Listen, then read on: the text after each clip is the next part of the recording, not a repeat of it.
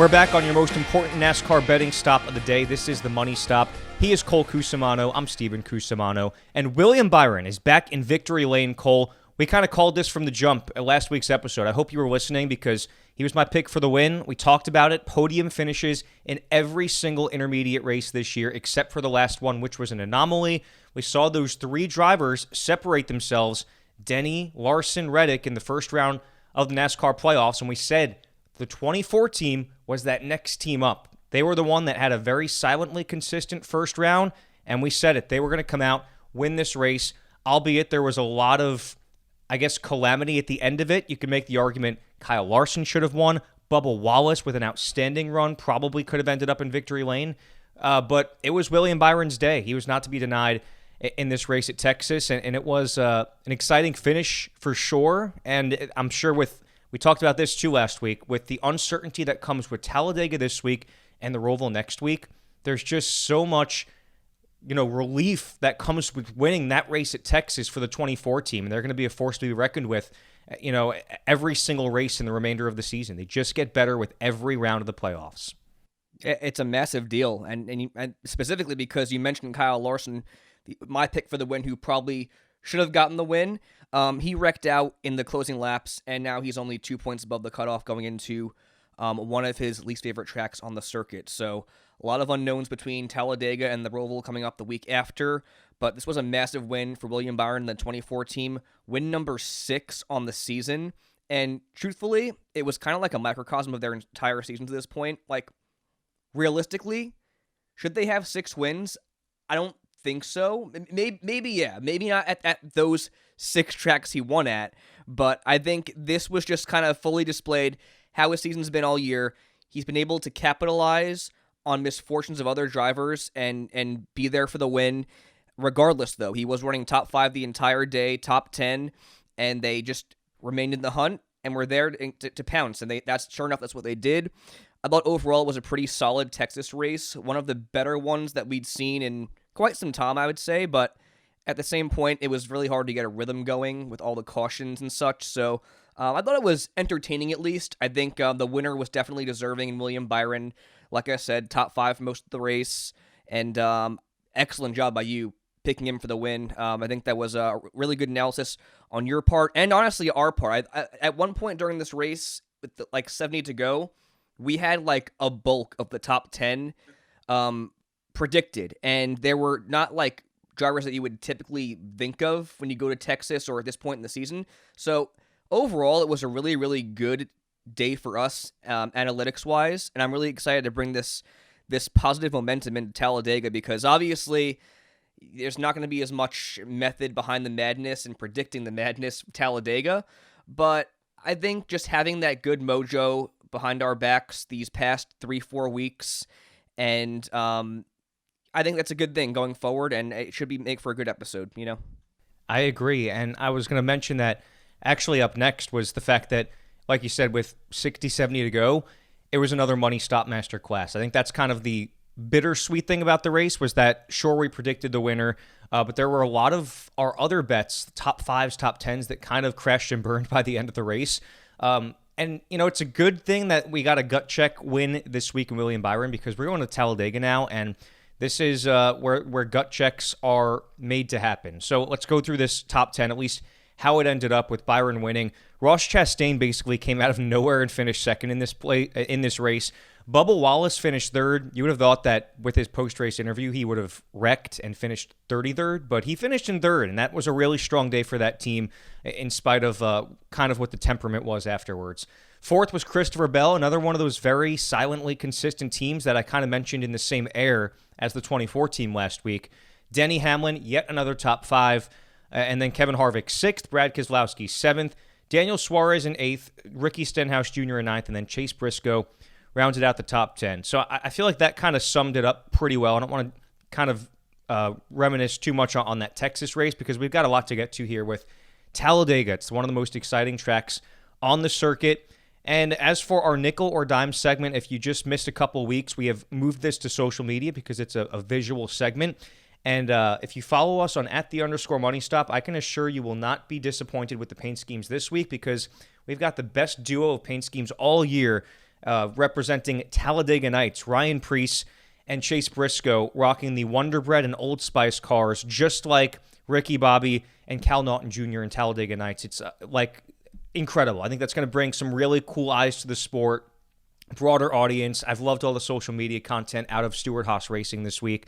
But we're going to give you our dimes and our nickels on social media once that graphic drops at _MoneyStop. So one thing here I want to preface as we dig into Talladega here, Cole, is that we talked about it quite a bit over these first, 5 minutes or so.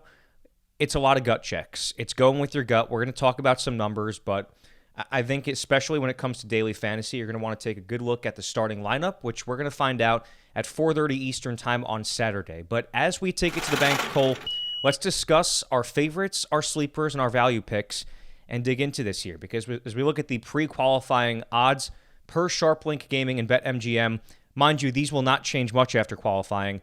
The favorite to win the race is Brad Keselowski, plus 1,000. He's actually co-favorites with Denny Hamlin, which is very telling considering that Brad has not won a race yet this year. But then you've got co-favorites at the third highest odds, Joey Logano and Ryan Blaney. And Chase Elliott rounds out the top 5 at plus 1,400, another guy that is still searching for his first win of the season this week. And you got a lot of hungry drivers out there, Cole. Like, you think about the guys in the playoffs, you think about the unsuspecting names that don't have wins like Chase Elliott. This is going to be a crazy race, as it always is in the playoffs, but let's get into it here. Give me your favorites going into Talladega. Yeah, so first off, I just want to say, as a bit of a preface for myself, we talked about it last time at Daytona. 3 big rules for this one is not to bet big, go with your gut and have fun. However, this is the final race of the 2023 season where you could really capitalize on your winnings. Case in point, favorites Brad Keselowski, Denny Hamlin at plus 1,000 for the win. So you got to go all in for this. If you have a really good hunch about a winner going into this weekend or even after qualifying, which, as you mentioned, won't shift the odds that much, throw $20 on the guy you think's going to win, and then maybe $10 on 2 other drivers who you feel good about. But I think, like I said, this is the last real week for you to capitalize and make a lot of money, and don't let it go to waste. So with that, I think how I want to approach the favorites category for this week, obviously we're going to give our personal favorites, sleepers, and values. You'll have your own opinions, but I think if we have the same favorites or sleepers, we'll kind of agree, or then if we don't agree, we'll throw in some other names. But I think we're both in agreement here with the 2 drivers that we think are the definitive favorites. I'll give my first one, and that's going to be Brad Keselowski. Obviously, the definitive favorite going in. He's the most expensive driver in DFS at $10,500 for a reason. And I think what we've seen from the regular season finale to the playoffs at this point has been amounting to a Brad Keselowski win at Talladega, and I'll tell you why. Going back to the regular season finale at Daytona, he's finished top 10 in every single race, and he is the only driver with that 5-race top 10 streak to this point. He's also the only driver with top 10s in every single playoff race to this point. So he has been extremely consistent since the end of the season, the regular season, that is. And you look at his numbers at Talladega. Obviously, we go through it a million times every year. 6 wins, boatload of laps led. And just the way he navigates these drafting tracks is otherworldly, unless your name is a Gordon or Earnhardt. But looking at this year specifically, he has a 7.4 average between 5 drafting tracks, the only outlier being the Daytona 500, where he finished 22nd and led the most laps in that race. In those other 4 races, he was running within the top 6 by the time the race concluded. And in the 2 races that ended under the green flag, Brad Keselowski finished runner-up. The last race that they raced at for a drafting track was obviously Daytona. He finished runner-up, pushed his teammate Chris Buescher to the win. I fully expect Brad Keselowski to be a contender for this win and the winner leaving Talladega. By far and away my favorite. I think probably your favorite as well, but I love Bad Brad for this week at Talladega.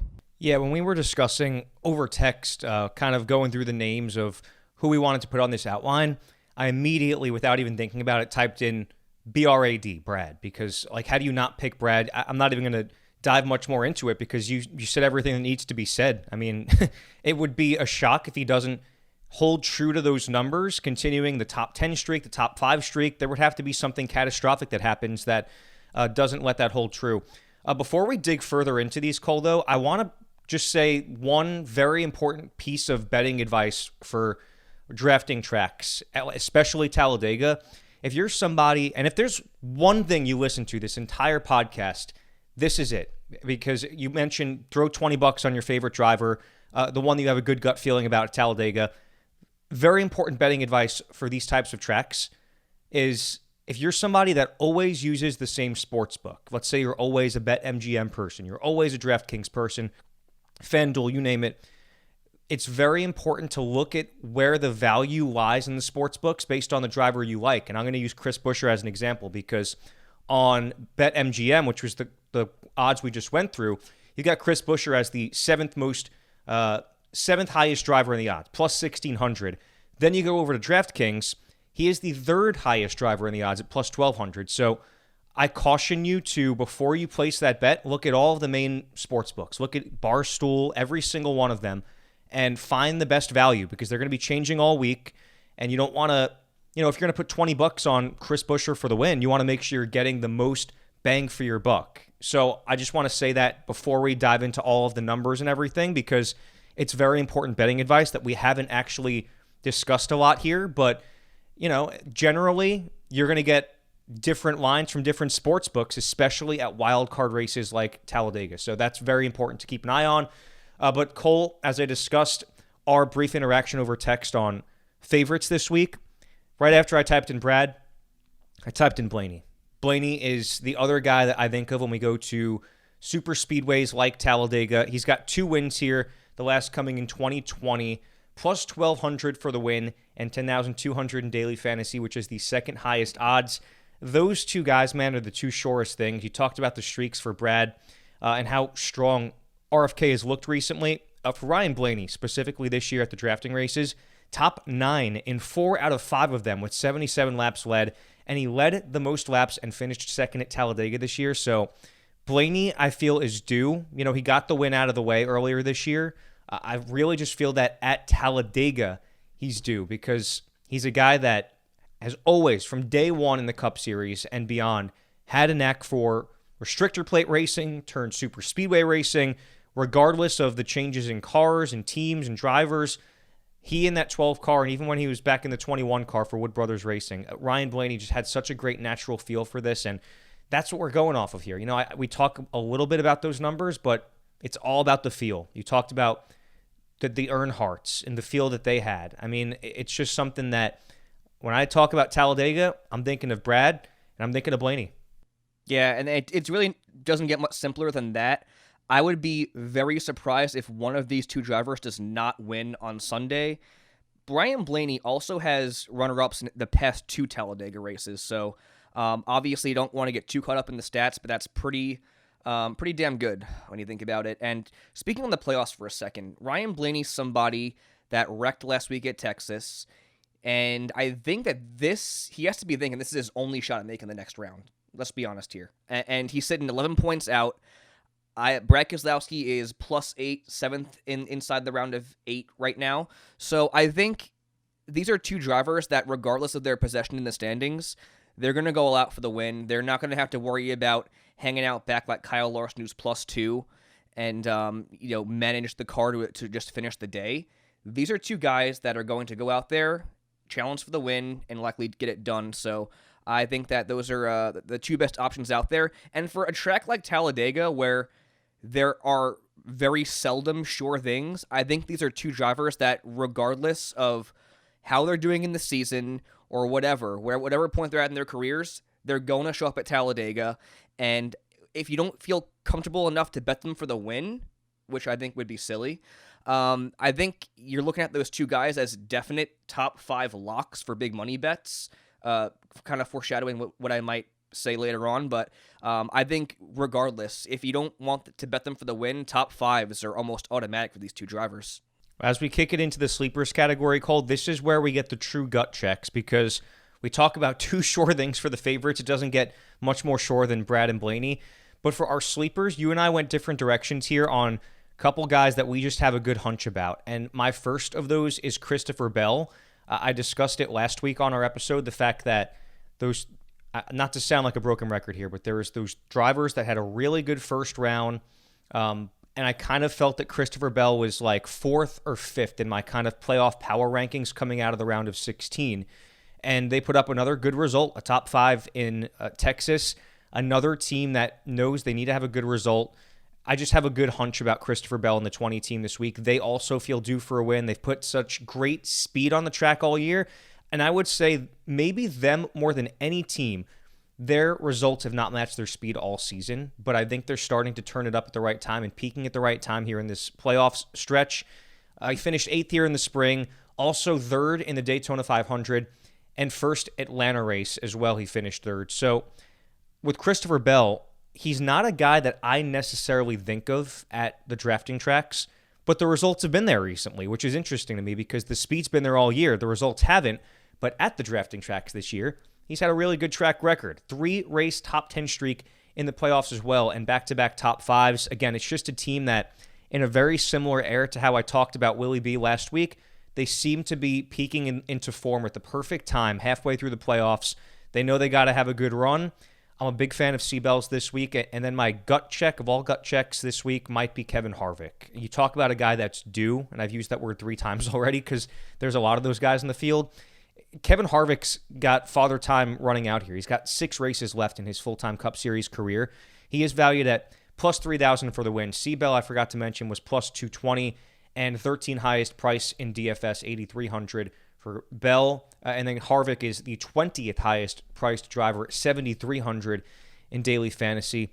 They call him the closer for a good reason. You know, he just has a knack for, over the course of his career, being in the top 5, somewhere in the mix when it matters at these kinds of tracks. He's only got 1 win at Talladega. It was in 2010, so you're talking almost 15 years since the last one. Finished 21st in the spring, but led 11 laps. And Harvick in the regular season finale finished 9th at Daytona, which was his best drafting finish this season. I just feel like he's looked pretty sporty at these tracks when we've been there this year. But this isn't about the numbers for me. This is about Kevin Harvick and the clock running out on his Cup Series career. I don't have a lot of numbers to back this up. I just gave you a few. But for Kevin Harvick, you know, the speed as a whole with Stewart Haas Racing hasn't really been there all year. You've seen glimpses of what can be encouraging, but I feel that Kevin Harvick's another guy, especially now that he's not in the playoffs. You look at the 6 remaining races, obviously Phoenix sticks out, but that's the finale where you're probably going to see one of the Championship 4 drivers win.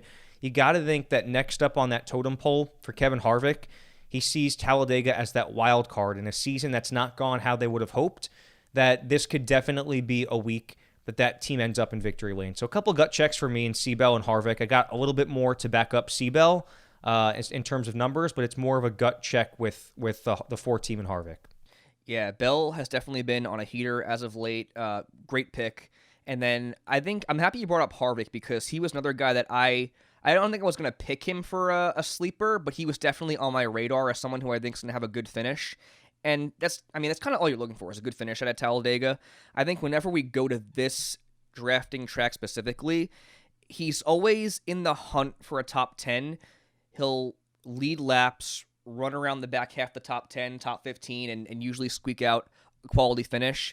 That's kind of what I'm hoping for. Again, it's what you hope for when you pick him for DFS or for any prop bets. But I think he's someone that gets around this track very well, and just speaking again on his retirement and following this year, this is definitely his best option at picking up a win before he hangs it up. So I do like Kevin Harvick, and kind of in that same vein, my gut check is someone who is also in that same boat in regards to potentially retiring, and that's going to be Eric Almirola, also in the Ford stable. He is plus 2,200, like your pick Christopher Bell, and he is the 19th most expensive driver in DFS at $7,500. So, by the way, both Almirola and Harvick could be seen as value picks. Anyway, Almirola also has 1 win at Talladega back in 2018, so more recently than Kevin Harvick. He finished 22nd in the spring, so again, 2 extremely similar drivers when we're comparing the 2. And he has no finish better than 13th in his last 6 starts at Talladega, though, so that's something to keep an eye on. And I will say this, though. He started off very slow on the drafting tracks this season. Average finish of 24.3 in those first 3 starts, but since then, He's got a pole at Atlanta, where he led the most laps, and he finished third at Daytona for the regular season finale. And he has 93 laps led between the 5 drafting tracks this year. That gives me hope in itself from a DFS perspective, but I think just kind of going along with a gut call, I feel like Almirola's similar to Harvick, so someone that I always think of that runs in the top 10, near that top 15, and just kind of squeaks out a quality finish towards the end. And I think Almirola will have a strong showing once again on Sunday. And then for my my other sleeper and gut check, I'm going to go with last week's runner-up in Ross Chastain, who is plus 2,500 for the race win and the 10th most expensive driver at $8,800. I think Ross Chastain is an interesting one because obviously he got the runner-up last week, but he also finished top 5 at Darlington. But he's been very hit or miss and kind of hard to read in the playoffs so far. Again, you can't really take much stock into that going into Talladega, but I just think he's someone that he's plus 12 above the cutoff right now, and he's another one of those drivers like Brad Keselowski who's not going to lay down when it comes to these chaotic events and the playoffs. And he's someone that gets around these tracks fairly well. Got a best finish of 9th on drafting tracks this year in the Daytona 500, but he also won at Talladega last year in 2022. So I think he's definitely someone that's going to be worth keeping an eye on. Also finished top 5 in both Talladega races last year, by the way, 23rd this year. I just think more of a gut check than anything, not as much confidence as Aric Almirola. But also one thing to note, as we have not mentioned many Chevrolets. Actually, he's the first Chevrolet we've mentioned in this episode. Chevy's won the last 3 races at Talladega, so definitely worth mentioning there for sure. Those are kind of our gut checks. There are sleepers, Cole, and I'm a big fan of both of those guys as well. In general, you can kind of tell I'm definitely leaning the Fords this week. I feel like we've talked about this at every drafting track, but every driver I've mentioned has been a Ford. I like that we're kind of on the same wavelength here. We're going to go to our value picks here, and I feel like the value picks is almost a moot point in a race like Talladega. It's almost like deep sleepers. You've got favorites, you've got sleepers, you've got deep sleepers, because we just talked about a couple guys there in Harvick and Ross Chastain and Almirola that are, sure, they're very good values, and you're going to find some values in the guys we mentioned here, but they're just deeper sleepers for the win than those 4 guys we mentioned. So it's kind of like a little bit different, but these are a little bit just digging deeper here. So as we discuss these deep sleeper / value picks, a guy I think of when we go to these kinds of tracks certainly is Justin Haley, who is plus 5,000 for the win. 6,000 in daily fantasy seems like a steal at a 29th most expensive driver. Finished 19th here in the spring, best finish of 11th at Talladega with only 4 laps led. However, we've seen the success in the Xfinity Series in these types of races. We've seen the win at Daytona early in his career. Best finish of 8th on drafting tracks this year, with the other 4 being 19th or worse. So there's a little bit of volatility here. The only kind of cause for concern with me, other than the inconsistency this season, is that this is also Justin Haley's last run in that 31 car for Colleague Racing. And me, as someone who is not around the sport every single day, I don't know how the momentum is with that team. Are they just kind of riding it out? Are they a team that's really motivated to get one last win as a whole? That I don't necessarily know, but I feel like that's something that kind of creeps into my mind when I think of Justin Haley this week. But again, just a really good value, plus 5,000 for a guy that has a super speedway win and 6,000 in daily fantasy. If you happen to pick all expensive drivers in your lineup, that's a really good dart throw for you in Haley. And as I stick with the Ford stable now, I'm going to go to Austin Cindric, because we mentioned, I mentioned at the beginning of the show, Ryan Blaney. We haven't discussed Joey Logano, but another Penske Ford is Cindric, who's another guy I think of at these kinds of tracks. And I think he's criminally undervalued this week at plus 3,000 for the win, 6,800 in daily fantasy.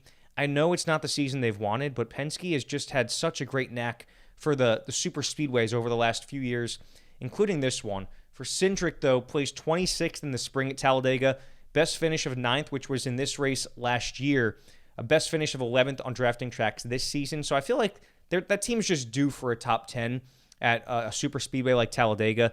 Finished 27th last week at Texas, and that was his best finish over the last 5 races. So this is as much of a gut check as anything, because that team's not hot. They're not trending in the right direction in any way, shape, or form. But you know what? A lot of times that's the kind of team that wins at Talladega. It's the one that you least expect. You're not going to get, You're not going to make all your money by making the obvious decisions. And that's why I pick in this deep sleeper values here. I kind of think of two guys that aren't trending in the right direction, but if they're hanging around in the top 5 with 5 laps to go, it wouldn't surprise me. Yeah, for sure. And speaking on Haley for a second, I don't share as much optimism as you in the same vein as it's their last season, last few races with colleague. You don't really know how the synergy is and all that stuff. So that was the only reason I didn't gravitate towards him, on top of obviously researching and seeing all of his stats from those types of tracks this year. But I did agree on Cindric. I was going to throw him in there if you did not mention him. I think we've mentioned it time and time again, his ability to navigate the draft and such. I think he's a great drafter, great pusher. And I think that he is sort of due for a good finish. I mean, you look at the stat line the past 5 races, 27th or worse. That's just really, really brutal.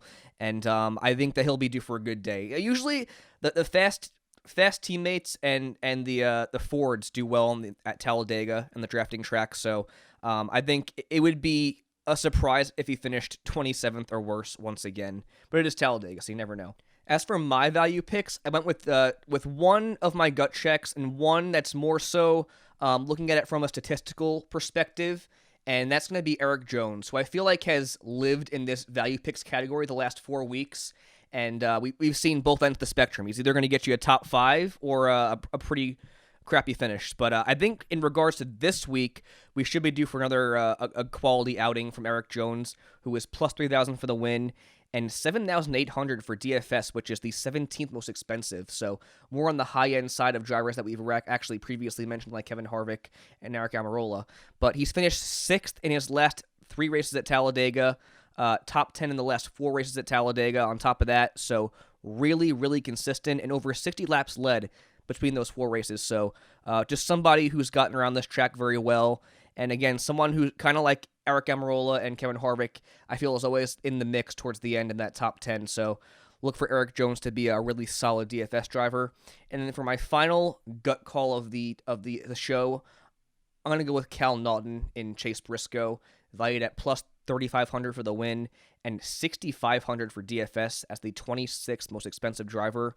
I just love what I've seen from Chase so far this week. He's been playing into the Talladega Nights hype so much. It's like he's been waiting for this moment his entire career. And it's funny to like see how he's played into it and how he's reacted. It just seems like he's in a really good spot, which sounds weird, but I think it'll make him go a little faster on Sunday.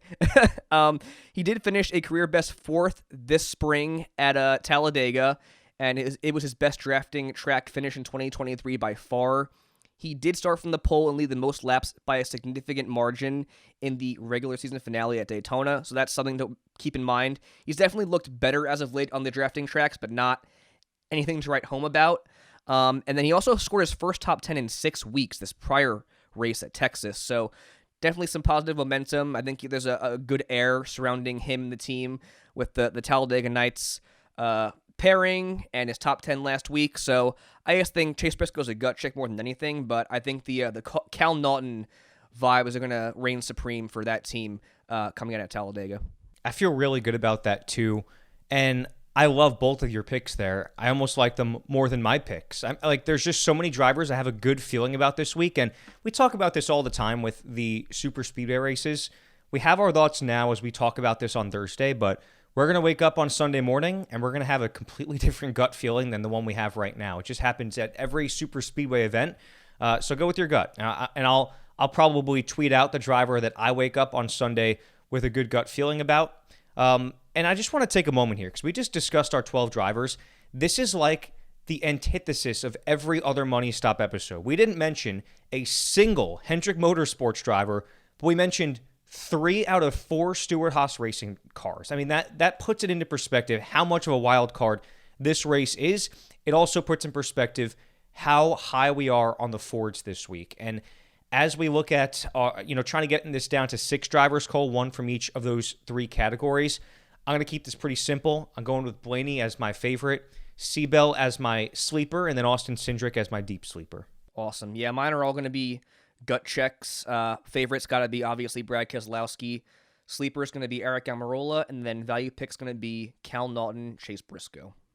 Let's talk big money bets here, Cole. It's tough to I think we talked about this last time we were at Daytona too, but it's tough to really pick big money bets at any kind of a drafting track because it's just such a wild card, and especially a track like Talladega. Like there's a little bit of a method to the madness at Daytona and Atlanta, places like that, but at Talladega, it is a complete free-for-all pretty much. So I don't want to put that much confidence behind any of these picks, but I think we talk about big money bets, and if you're new to the show, this is where we talk about our favorite prop bets, where you can feel better about placing a higher sum of money on these bets as opposed to a race winner pick or something.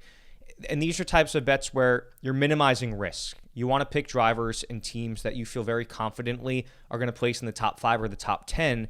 We'll get into match bets as well, but I think the only drivers I'm really comfortable placing a big money bet per se on are the two sure things we talked about. That's Brad Keselowski and Ryan Blaney. Like everyone else we mentioned, like there's certainly maybe some value in the gut checks we mentioned, the guys like Eric Almirola or Austin Cindric, drivers from those stables that we know historically, especially recently, have been great at drafting and keeping the nose clean, getting through big wrecks, and just finding a way up front within 5 or 10 laps to go. There's certainly some value with those kinds of drivers to finish top 5 and top 10, but I like to minimize risk. I'm thinking of top 5s for plus 140 for Brad Keselowski and Ryan Blaney. I think that's a really solid bet. And as you go to top 10s, again, there's nothing I'm putting too much of a staple of confidence behind. You talk about some of the drivers that we mentioned, like Justin Haley, we didn't talk a whole lot about him, but Michael McDowell is a guy that I really respect these types of tracks. That's where the kind of the value lies for top 10 bets. Like you always see, it happens at every Talladega race. There's 3 or 4 drivers that wind up in the top 10 that ran 30th or lower the entire day. So like you can kind of play a little game of roulette and pick a random driver to finish in the top 10, and there might be a value there. I know that's not great advice, but we're going to recap the top 10 a week from tonight and say, how did BJ McLeod finish in the top 10? That's just how it's going to be. Like if you have a good feeling, you wake up with a good feeling about a certain driver, go for it. But I'm not putting a whole lot of confidence behind my big money bets this week. Yeah, that was perfectly said. The only big money bets I advocate for are Brad Keselowski and Ryan Blaney to finish top 5. Again, Keselowski was plus 250. Ryan Blaney was plus 275. But on top of that, just whoever your winner pick is or your gut calls for them to finish in the top 5, that would also be my only recommendation, because no matter what, the top 5 props are all above even. And if you feel that strongly that one of these drivers is going to win the race or come close to winning the race in a photo finish maybe, I would definitely throw some money on the finisher prop just to be safe, because I think you mentioned this last episode at Daytona. If Brad Keselowski misses the win by 7 thousandths of a second to whatever, Ryan Blaney, and you didn't pick Ryan Blaney, you're going to be pissed off. So I would just say go for an insurance bet with the top 5 of your pick for the win. Yeah, I like that. I mean, again, we discussed that at Daytona. I'm glad you resurfaced it, but that's the best big money, or I guess just prop betting advice I can give for this week, and we're on the same page about it.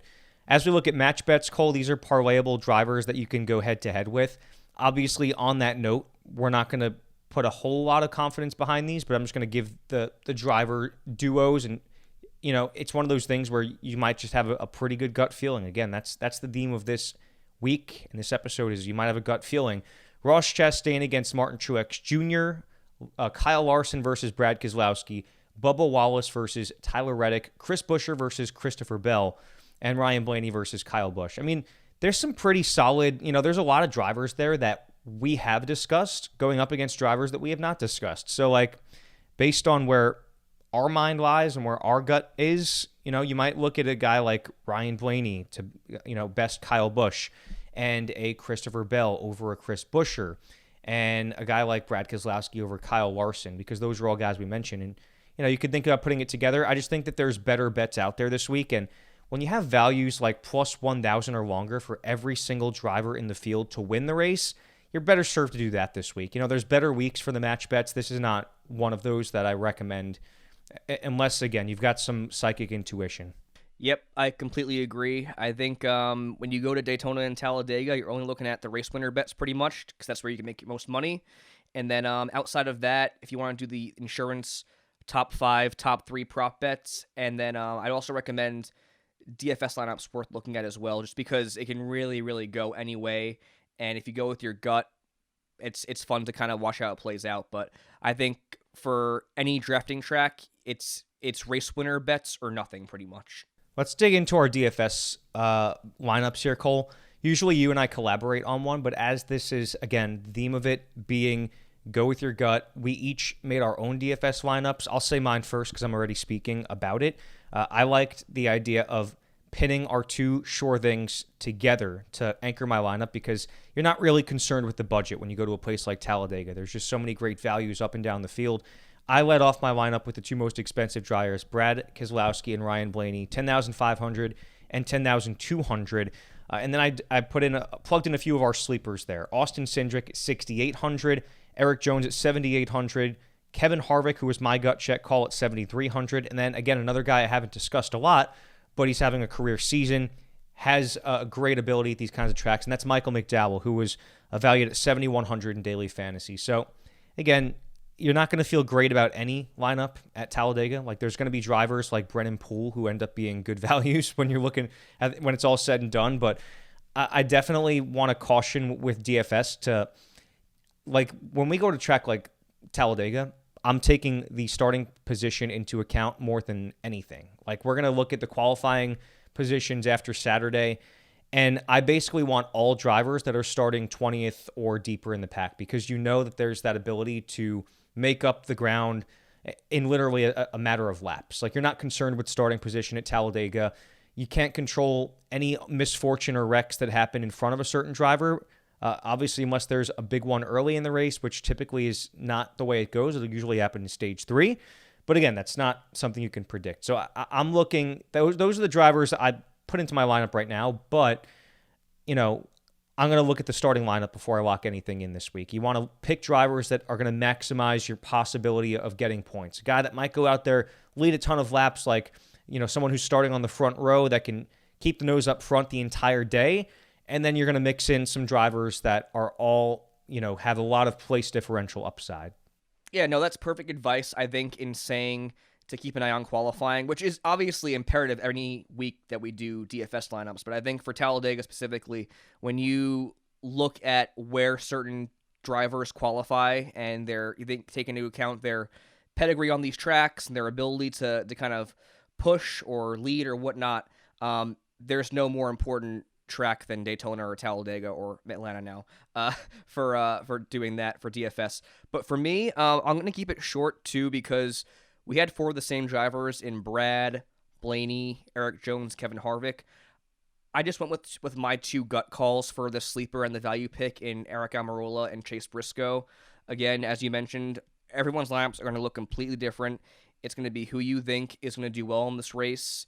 The good thing is you can throw in pretty much all of your gut calls for this weekend because the values are so all over the place that you can include multiple aces, multiple sleepers, and multiple values, and you could feel pretty solid going into it. But yeah, I think it's pretty cut and dry how we approach DFS or how you should approach DFS for drafting tracks. Well, Cole, we've talked this entire episode about intuition. That's the theme of Talladega. That's the theme at any drafting track, but especially Talladega. And as we head into the weekend, again, things are going to change. Stay tuned to @the_money stop for any developing stories, starting lineups, and qualifying positions that might be good values in fantasy. And, you know, the way that certain things might change entering Sunday. All important stuff to take into consideration along with what we've discussed here. But let's dig into it here. Our race winner picks. And again, we talked about it at the beginning of the episode, Cole. I picked William Byron for the win after a little bit of a letdown in the round of 16. I mean, it was solid. We were, you know, praising it last week. In fact, he was one of the top 5 drivers, just very consistent. Picked him for the win. And now we go to Talladega where it's a lot more difficult to pick a winner. So as I discussed a few minutes ago, I'm going to minimize risk because I'm picking first this week. I would be completely dumb to not pick Brad Keselowski this week. He's the favorite for the win. With that, there's another piece of low-hanging fruit for you. But Brad K's got to be my pick for the win this week. It's got to happen this week for that team. Yeah, I could not agree more. So I'll give you the double on that one most likely. But I think the next best option is obviously Ryan Blaney for the race winner. I think, he's finished runner-up at this track the last 2 races. He's got the wins here. He's just been so damn good on these style tracks his entire Cup career. And I think that he's somebody that's sitting below the cut line that knows this is his probably only shot to make the next round, the round of 8. And I would be very surprised if he's not in that top 5 coming down to the down the backstretch, that final lap at Talladega. And then for my sleeper, I'm going to go with none other than Cal Naughton himself, Chase Briscoe. I just got a really good feeling about that team this week. Had a good gut feeling even before the Talladega Nights paint schemes were revealed.